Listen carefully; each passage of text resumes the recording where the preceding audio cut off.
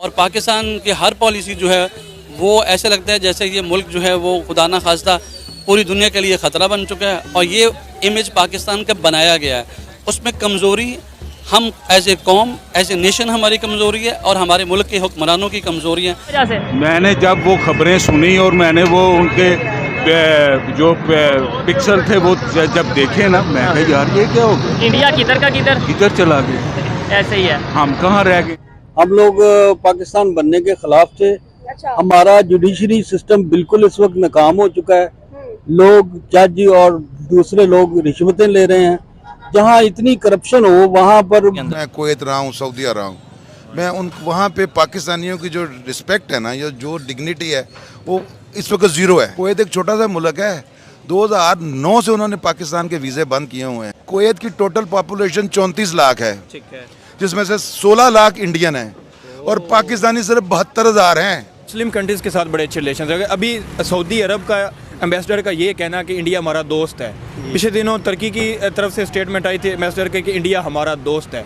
तो वो भी तो मुस्लिम कंट्रीज़ ही हैं, हम भी मुस्लिम कंट्रीज़ हैं। तो हम मुस्लिम कंट्रीज़ हो कि इंडिया के साथ ताल्लुकात अच्छे क्यों नहीं करते? असल मसला ये। जय हिंद दोस्तों, भारत और सऊदी अरेबिया एक बहुत ही बड़ा अरबों डॉलर का प्रोजेक्ट करने जा रहे हैं और ये प्रोजेक्ट एक ऐसे समय पर हो रहा है जबकि पाकिस्तान जैसे देश सऊदी अरब से बहुत ही ज्यादा उम्मीद लगाकर बैठे हैं कि सऊदी अरब उनकी डूबती नैया को बचाएगा।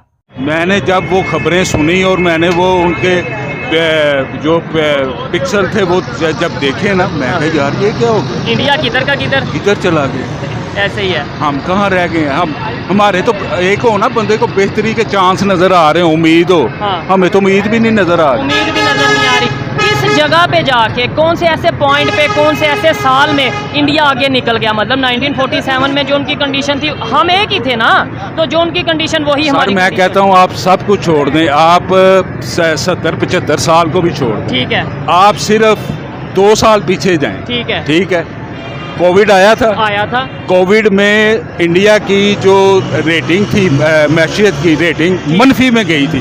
पाकिस्तान 0.5 से ऊपर था। ठीक है। 5 पॉइंट से ऊपर ग्रो कर रहा था। इंडिया माइनस में चला गया था। वहाँ पे कोरोना ज्यादा फैल रहा था। उन्होंने क्या किया था, उन्होंने फुल लॉकडाउन कर दिया। इमरान खान साहब ने स्मार्ट लॉकडाउन रखा था और उसने अपने मजदूर बचाए, अपनी इकॉनमी बचाई, सब दिहाड़ीदार सब काम कर रहे। जो है ना वैक्सीन कोरोना की, वो इंडिया वालों ने बनाई, पाकिस्तान ने नहीं बनाई। आपको पता होगा, चाइना ने, इंडिया ने, या इस तरीके से वो उधर कुछ वो प्लांट्स उनके लगे हुए थे जहाँ रिसर्च चल रही थी।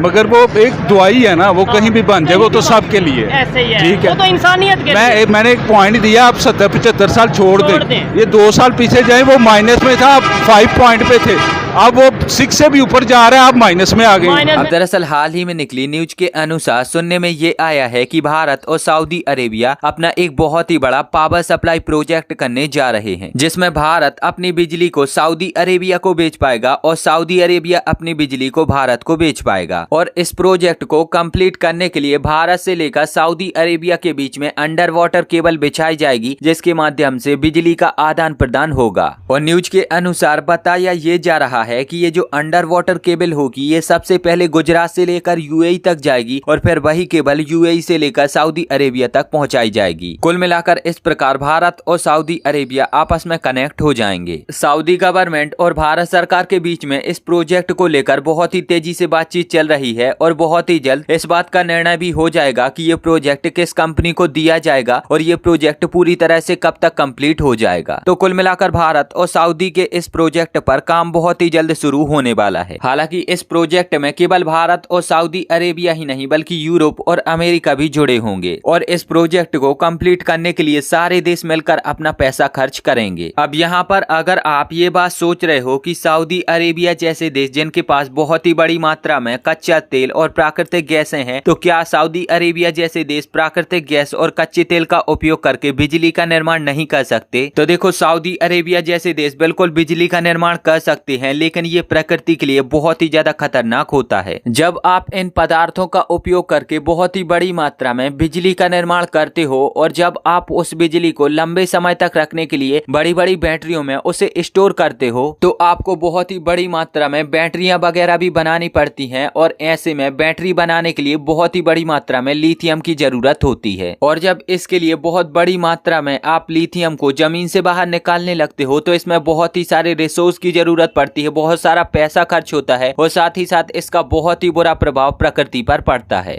और इसीलिए यहाँ पर सोलर एनर्जी यानी कि ग्रीन एनर्जी की बातचीत चल रही है, जिसके तहत भारत और सऊदी अरेबिया में और भी बहुत सारे बड़े बड़े सोलर पार्क बनाए जाएंगे और उनमें बिजली का निर्माण होगा। अब क्योंकि भारत सरकार को साल 2070 तक कोयला, डीजल, पेट्रोल से बनी चीजों का उपयोग 0% करना है तो ऐसे में भारत सरकार को ग्रीन एनर्जी को तो प्रमोट करना ही होगा और इसीलिए इस प्रोजेक्ट को किया जा रहा है कि जब भारत सरकार पूरी तरह से ग्रीन एनर्जी पर निर्भर हो जाएगी तो कहीं से भी बिजली की कोई भी कमी नहीं होनी चाहिए। अब इस प्रोजेक्ट की अगर आपको जरूरत देखनी है तो आप यहाँ पर उदाहरण के तौर पर देख सकते हो कि मान लो खराब मौसम की वजह से भारत में सूरज की किरणें नहीं आ पा रही हैं और ऐसे में जो हमारे सोलर पावर प्लांट हैं वो बिजली का निर्माण नहीं कर पा रहे, तो ऐसे में अगर हमें बिजली की कमी होती है तो हम सऊदी अरेबिया जैसे देशों से उस बिजली को खरीद कर अपनी पूर्ति कर सकते। और ऐसी ही परिस्थिति जब सऊदी अरेबिया के सामने आ जाती है तो सऊदी अरेबिया भारत से बिजली खरीद कर अपनी पूर्ति कर सकता है। तो अब आप सऊदी अरेबिया, अमेरिका, यूरोप और भारत के इस प्रोजेक्ट के बारे में बहुत ही अच्छे तरीके से समझ गए होंगे और इस प्रोजेक्ट पर बहुत ही जल्द काम शुरू होने वाला है। भाई जी, हमारा भारत से कोई कंपैरिजन नहीं है।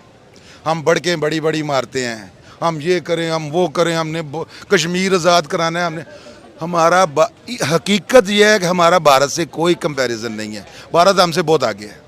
कितना आगे है? आज से वो बहुत आगे है, कम से कम वो 50 साल आगे है हमसे। और बाहर जो आप रहे हैं वहाँ पे आपने क्या देखा है? वहाँ पे उन्हें इज्जत दी जा रही है? नहीं, इंडियन कुवैत की टोटल पॉपुलेशन 34 लाख है, ठीक है, जिसमें से 16 लाख इंडियन हैं और पाकिस्तानी सिर्फ 72,000 हैं।